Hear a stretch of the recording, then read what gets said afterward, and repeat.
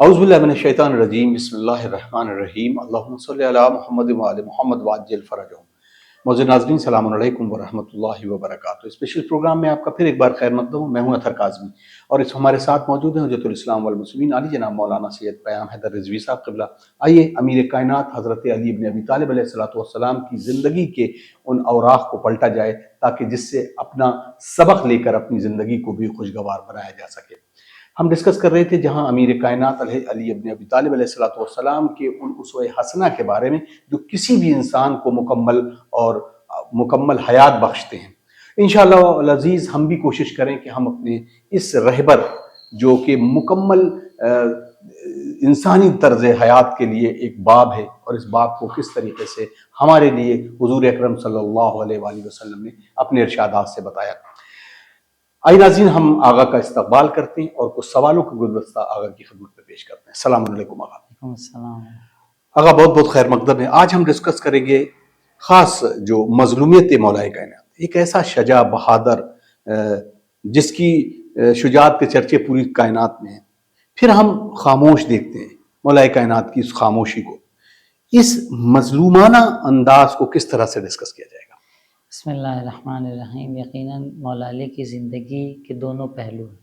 ایک پہلو وہ ہے کہ آپ بہادری سے جنگوں میں فتح کر رہے تھے، جنگیں لڑ رہے تھے، اور پورے عرب میں آپ کا ایک شور تھا کہ علی سے بڑا کوئی بہادر نہیں۔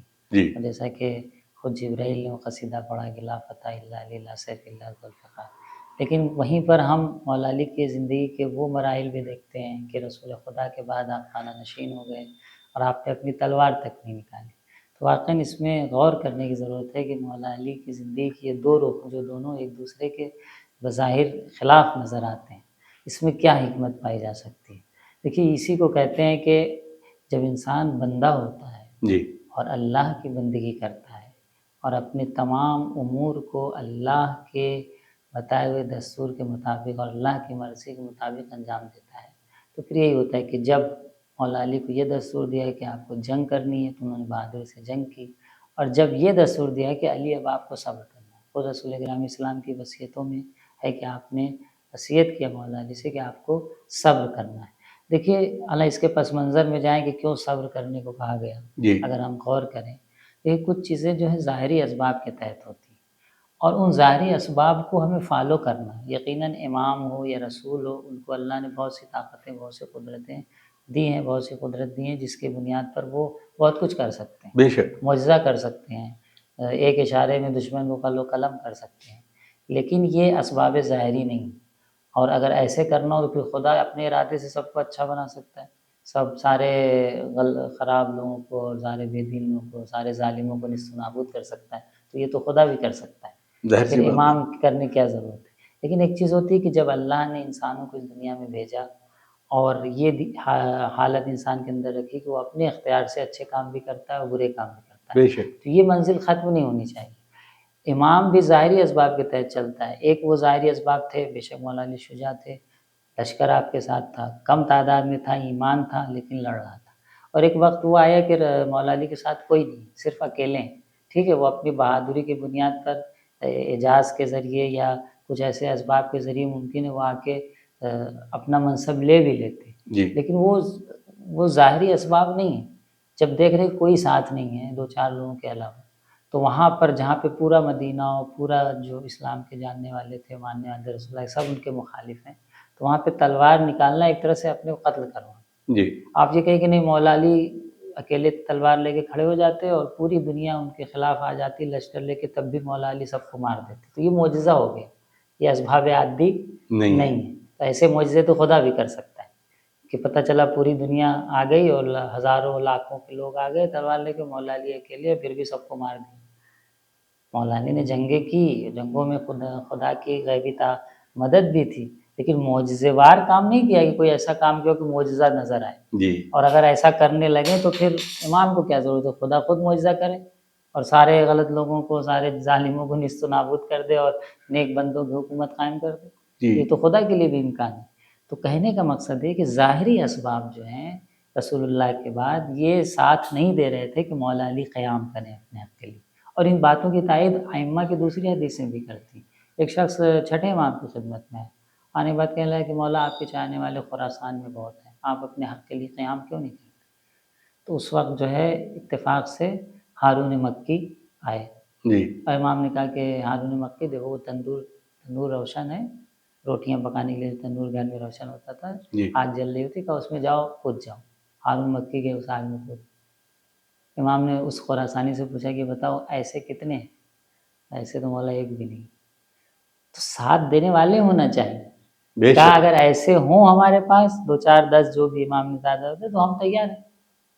قیام کا مطلب یہ نہیں ہے کہ جا کے خود کو شہید کروا دیجیے، جی ٹھیک ہے کہیں پہ ضرورت ہو کہ بھائی مخالفت ضروری ہے یا اسلام مٹ جائے گا، جیسے امام حسین نے مخالفت کی جب امام حسین کے ساتھ کوئی نہیں تھا، یزید پورے دین کو ہی مٹانا چاہتا تھا، تو حکم خدا تھا اور امام کی شناخت تھی کہ بھائی یہاں پر قیام کرنے کی ضرورت ہے، لیکن ہر شخص ہر امام آ کے یہ کرے اس میں کوئی ضروری کہ حکمت پائی جاتی، جی تقاضے بدلتے رہتے ہیں۔ مولا علی کے زمانے میں یہ تقاضا نہیں تھا رسول اللہ کے بعد کہ وہ اکیلے تلوار لے کے نکل جائیں، تو آپ کو صبر کرنا تھا، زیادتی ہو رہی تھی لیکن آپ نے صبر کیا۔ اور یہ بھی سن لیں کہ خود صبر میں، خود مظلومیت میں جو طاقت ہے، جو بقا ہے، وہ ظلم میں نہیں، بے وہ شک اپنا حق چھین لینے میں نہیں۔ یہ ایک پہلو ہم آپ کی طرف اشارہ کر رہے ہیں۔ ایک دوسرا پہلو یہ کہ اگر مولا علی تلوار لے کے نکل جاتے تو کہتے جیسے وہ لوگ خلافت کے لیے لڑ رہے تھے ویسے مولا علی بھی لڑ رہے تھے، کیا فرق تھا دونوں میں؟ سچ بات ہے نہیں؟ سبحان اللہ بھائی لوگوں کی نگاہ میں تو وہ ایک عہدہ ہے، جی جیسے وہ لڑ رہے تھے ویسے یہ بھی تلوار نکال کھڑے ہو گئے، تو دونوں میں کیا فرق ہے؟ پھر وہ غدیر بھول جاتے، کہتے انہوں نے بھی عہدے کے لیے لڑائی کی۔ تو عہدے کے لیے لڑنا، ابھی ایک عالم آ جائے کہے کہ ہم یہاں امام جمعہ بنیں گے، اگر اسے ہٹایا جا رہا ہے وہ جی بھی لڑنے کو تیار ہو جائے، تو کتنا بھی مقدس عالم ہو، کتنا بھی باعمل عالم ہو، لوگ کہیں گے بھائی وہ بھی تو لڑنے کو تیار ہو، کیا کہنا تو اس کا کیا میسج جائے گا؟ تو بہت سی وجوہات ہیں کہ مولا علی مظلوم واقع ہوئے، کیونکہ ظاہری اسباب ساتھ نہیں دے رہے تھے، لوگ نہیں تھے، برین واش کر دیا گیا تھا، ڈرا دیا گیا تھا لوگوں کو۔ روایت میں ملتا ہے ارتد الناس بعد النبی اللہ ثلاثہ، سب کے سب مرتد ہو گئے، یعنی سب کے دل میں شک یا کنارہ کشی اختیار کر لیا، صرف 2 4 لوگ بچے تھے۔ تو مولا علی اگر مظلوم واقع ہوئے اور آپ کو یہ کہنا پڑا کہ صبر تو فی العین قضا و فی الحلق شجا، نہج البلاغہ میں آپ فرماتے ہیں کہ میں نے اس حال میں صبر کیا کہ گویا میری آنکھوں میں تنکا ہو، میرے گلے میں ہڈی اٹکی ہوئی، لیکن صبر کیا، دین کے لیے صبر کیا۔ اللہ اگر آپ صبر نہ کرتے ہو سکتا ہے یہ تشیع، یہ حقائق، یہ حق کی باتیں جو ہم تک پہنچی شاید یہ بھی نہ پہنچ پاتی۔ امام بہتر سمجھتا ہے حکمتوں کو، ہم اپنے ناقص عقل سے بہت سی چیزوں کو شاید نہ سمجھ سکیں، لیکن امام بہتر مسئلتوں کو بے سمجھتا ہے۔ شک اب کیونکہ ضربت کے بعد جب امیر کائنات کی وصیتیں بھی کچھ ہیں، تو ظاہر سی بات میں چاہتا ہوں کہ کچھ جملے ایسے ہوں کہ جو امام علی کی وصیت کے ساتھ ان کے دل کے اندر جو احساسات تھے اپنی رسول کی اس امت کے لیے، ہم سب کے لیے جو چیزیں تھیں وہ کیسے بیان کی اپنے دیکھیے بیٹے امام مولا حسن علیہ علی السلام نے کی؟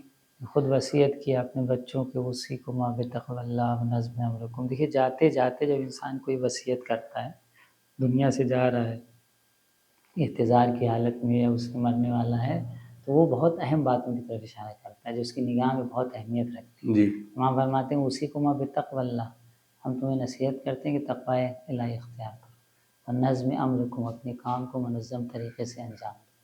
اس کے بعد آپ نے بہت سی وصیتیں نصیحتیں اہل خانہ کو کی ہے، لیکن آپ دیکھتے ہیں کہ جانے سے پہلے بھی مولا علی کی جو اصل شناخت ہے عدالت، صوت العدالت الانسانی، جس کی طرف اشارہ کیا کہ عدالت انسانی کی آواز ذات علی بن ابی طالب، پوری انسانیت کی عدالت کی آواز ہے۔ بے شک جاتے جاتے آپ دیکھیے کہ ضربت لگی ہوئی ہے، سر زخمی ہے، طبیب نے جواب دے دیا ہے کہ زخم بہت کاری ہے، گھر والے رو رہے ہیں، انتقام لینا چاہتے ہیں، لیکن کیا کہا اللہ امام حسن سے کہ بیٹا اگر ہو سکے تو ابن ملجم کو معاف کر دے، اگر نہیں معاف کر سکتے تو اس نے ایک ضربت ماری ہے مجھے، اسے بھی تم ایک ضربت مارو۔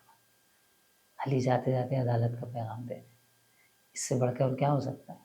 اس کے بعد آپ دیکھیے کہ کوفے کا وہ منظر، یہ ہوتی ہے عدالت پرستی۔ ظالم جب زخمی ہوتا ہے تو کوئی اس کی ہمدردی کے لیے نہیں آتا، لیکن کوفے کے یتیم بچے اپنے حصے کا دودھ لے کے آ رہے ہیں، کیونکہ طبیب نے کہا تھا کہ دودھ ان کے لیے فائدہ مند ہے، یتیم بچے دودھ لے کے کھڑے ہوئے، اور پھر جاتے جاتے آپ کو دیکھیے کہ دین کے قوانین پہ کتنی آپ کی توجہ ہے کہ جب آپ زخمی ہو کے 19 رمضان کو بیت الشرف آپ کو لے کے آیا گیا گلیم میں لپیٹ کے، اور تمام چاہنے والے گھر والے زینب ام کلثوم حسن حسین گریہ ازاری کر رہے تھے، جیسے اصحاب گھر سے قریب پہنچے تو کہا کہ اصحاب سے کہہ دو کہ چلے جائیں۔ دیکھیے اللہ ضربت لگنے کے بعد بھی اتنا پردے کا خیال، اللہ اکبر۔ اتنا بچوں کا خیال، اتنی دین کی چیزوں کا خیال کہ واپس چلے جائیں۔ پوچھا کہ بھئی کیوں؟ کہا میں نہیں چاہتا کہ میرے بیٹیوں کی، میرے گھر کی خواتین کے رونے کی آواز ان نامحرموں کے کانوں تک اللہ پہنچے۔ اکبر، اللہ اب اکبر۔ آپ سوچیے وہ علی جو اتنا برداشت نہیں کر رہے ہیں، اس علی نے کیسے برداشت کیا ہوگا، ان کے بیٹے حسین نے کیسے برداشت کیا ہوگا کہ کربلا میں سیدانیوں کو بے مخنو چادر کیا گیا اور وہاں سے پھر کوفہ اور کوفہ سے شام پھرایا جائے۔